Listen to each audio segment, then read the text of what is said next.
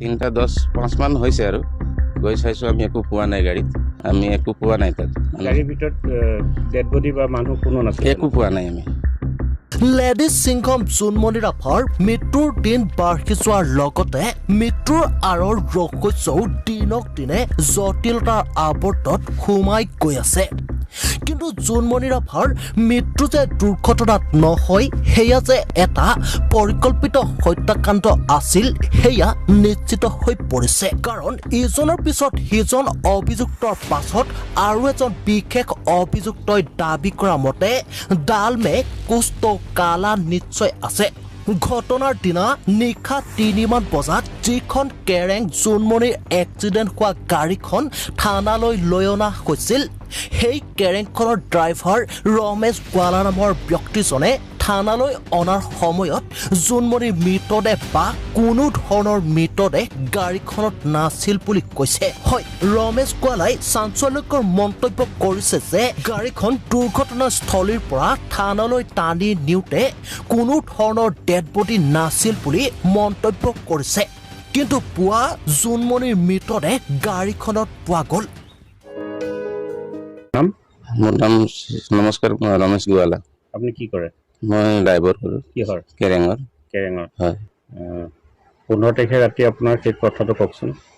15 তাৰিখৰ ৰাতিৰ কথাটো হ'ল ৰাতি প্ৰায় 2:17-18 মান মিনিটত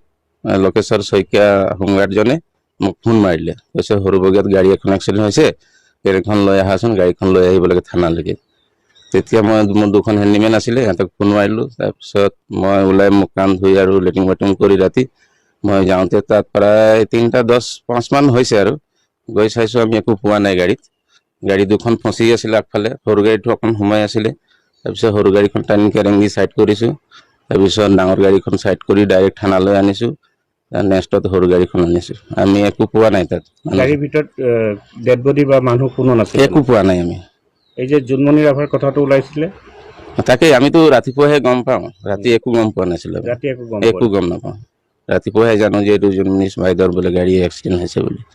এই যে আপুনি 2:17 খবৰ পাই পেলাই যে ঘৰৰ পৰা ওলাই গ'ল হয় এই যে লক্ষেশ্বৰৰ পৰা যিজনে ফোন কৰিছিলে হয় তেওঁ সেই ঘটনাস্থলীত আছিল নে তাক পোৱা নাই ই মোক থানাৰ পৰা ফোন কৰিছে কৈছে তোমাৰ থানা আমাৰ জখলামুণ্ডা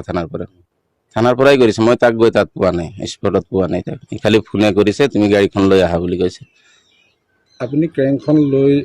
গৈ সেইখিনিতে পাওঁতে পুলিচৰ বাদে আৰু কোনোবা আছিল নেকি নাই পুলিচেই আছিলে তাত বেলেগ পাব্লিক পোৱা নাই আমি আৰু সেইটো টাইমত বৰষুণ পুৰা